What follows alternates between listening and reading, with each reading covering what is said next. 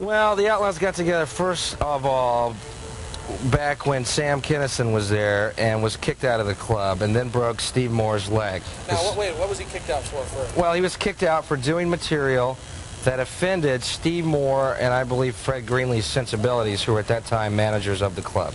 And non-Outlaws. Oh, and to this day. Now, See, what was the material? The deal was, Steve Moore came down and took on the pompous position of becoming artistic director of something so ambiguous as individual talent. An impossible fucking choice to make. He made it pompously. Sam Kinison showed up, who had a background of intense individuality and personality and charisma, and went up and did the exact kind of act that Steve Moore purported he liked. A Lenny Bruce stream of consciousness, and also killed, and the crowds loved him. And he'd only been doing it a short while, whereas Steve Moore is what now, 60?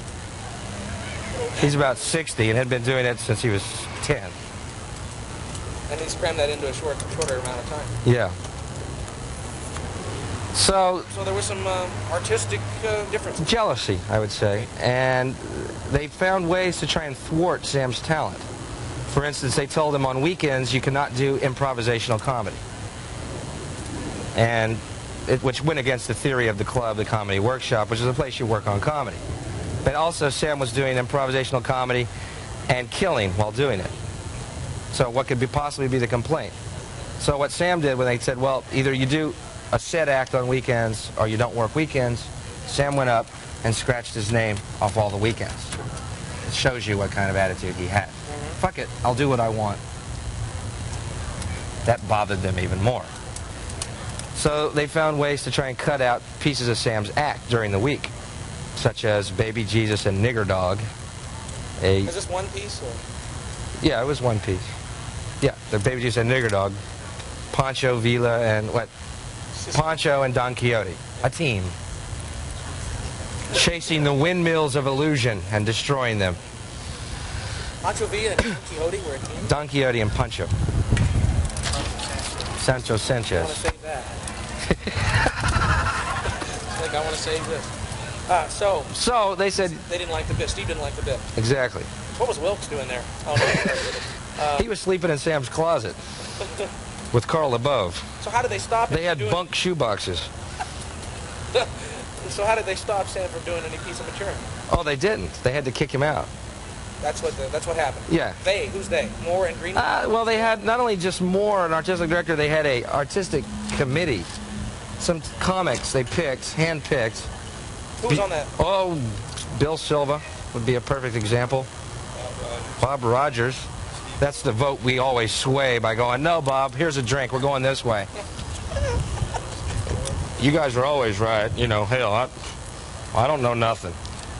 First of all, let me start off by saying I don't know anything. And I'm a loser. Okay, Bob, thanks. Was that Bob or Silva? Well, Silva went either way. Silva went either way, depending on where the winds were blowing. I think Bob is a loser. No, I think he's all right. Well, so do I. Losers can be all right. I never said that. So they kicked Sam out? They kicked Sam out over and over and over again. Yeah.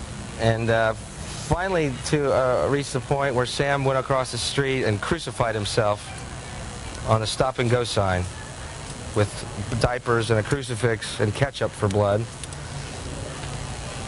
Greenlee, I heard, called the police. I never knew Greenlee was such a concerned citizen about stop-and-go property. And the tensions rose until finally... This is all one night, basically. This is Sam's first night here. No, but I mean, this crucifix.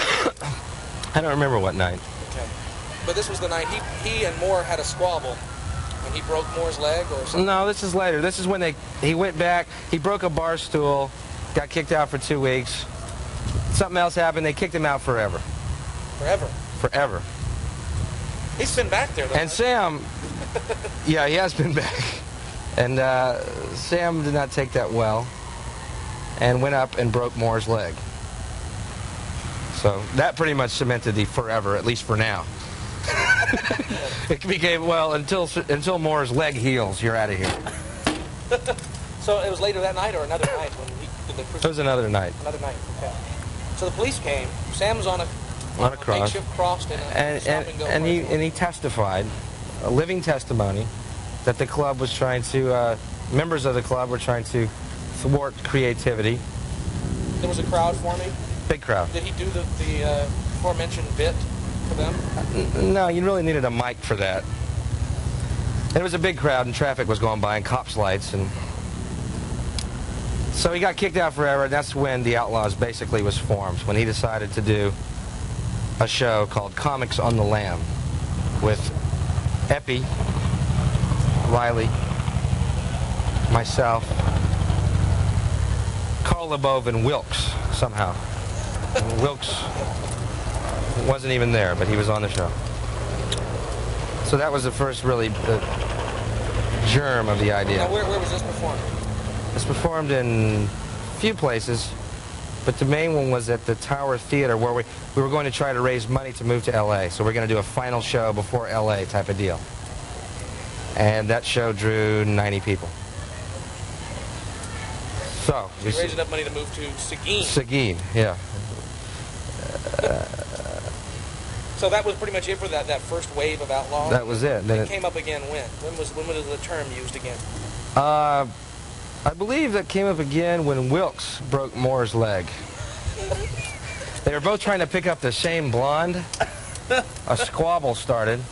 So it wasn't as much artistic as... Well, as Moore would explain, she was a painting, man.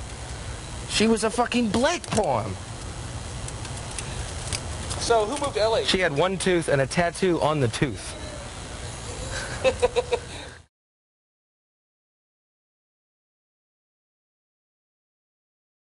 What we wanted to do is get the best guys that we could who were original and did themselves.